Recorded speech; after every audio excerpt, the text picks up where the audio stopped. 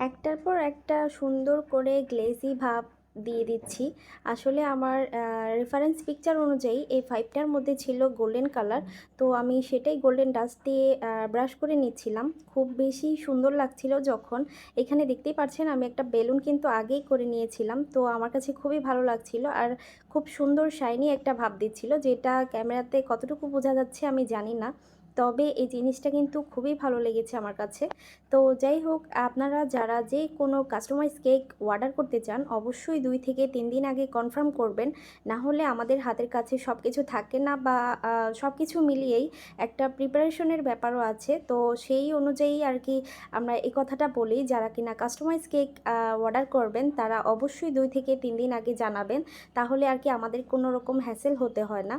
তো যাই হোক, খুব শীঘ্রই আমি এই কেকটার ফুল ভিডিও আপলোড করব।